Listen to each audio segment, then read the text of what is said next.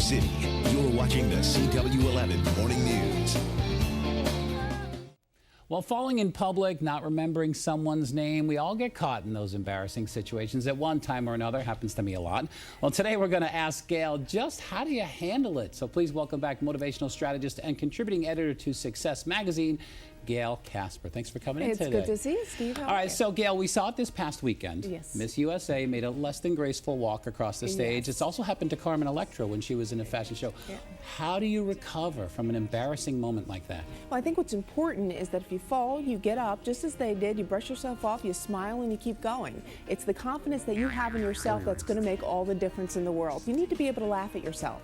And if you can do that, you can move forward. Yeah, I think she did that. She moved pretty, I mean, look, even though we keep running this clip because we're cruel over and over again, she did. She got up and she had it all together. Exactly, and that's what we need to be doing. And if you're the host of an event like that and you come on after they fall, you want to make light of it too.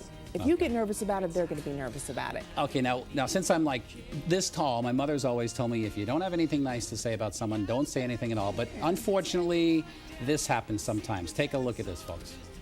What's up with OG? Why is she always laughing? What's up with her? Right, everything is always funny to her. I just don't. Hey.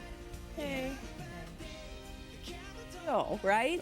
You have a frustrating situation. You are talking to somebody about someone else. They walk up behind you. One of the things that you want to be aware of is you say, hey, you know what? I'm going to own up to it. I'm going to tell them I have a challenge. There's no sense in dealing with conflict that's just kept within you. You've got to talk to the person about it. So get it out in the open. Get it out in the open. Be honest and just be straightforward. Just say, hey, about look, it. and if you're in the emotion, you need to get back to logic. Step back for a minute and say, you know what? I'll stop by your office in a few minutes. All right, and you could always say you're sorry anyway, right? Absolutely. All right, so the next thing has happened to everybody. You're in an elevator, the doors close, and all of a sudden something kind of smells a little funny. What do you do? A little funky. Yeah, I mean, look at Anthony's face there. I mean, what do you do? I'm guessing Anthony was the I think culprit he's the there. culprit. Yeah. Yeah, there you go. Yeah. Well, we're all grown-ups. I think the most important thing to do is just ignore it and keep moving forward. Step out of that elevator and go on with your day. Okay, so just kind of like move on, ignore it. Exactly. Yeah, just get out of the car. All right. Now, the email, nowadays we all email. And sometimes, this actually happened to me, I accidentally sent an email to the wrong person. Fortunately, it wasn't embarrassing, but it does happen. So how do you handle it? What's the right email etiquette? Well, there are three things to think about. Number one, if it's a sensitive issue, don't reply to all with emails. Make sure you selectively pick and choose who you're going to send that email to.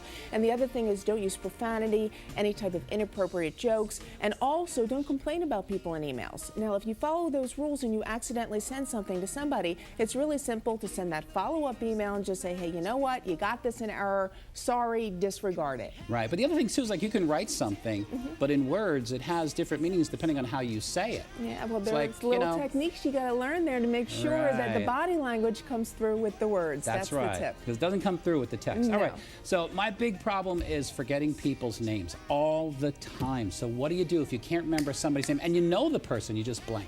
Well, it's okay to say to somebody, you know what, your name escapes me. It's okay to say to somebody else, hey, do you happen to remember what their name is? It'll help you through the situation. All right, Gail, thanks so much for coming in. Some great tips this morning. Thank you so much. All right, well, Gail's book, Mission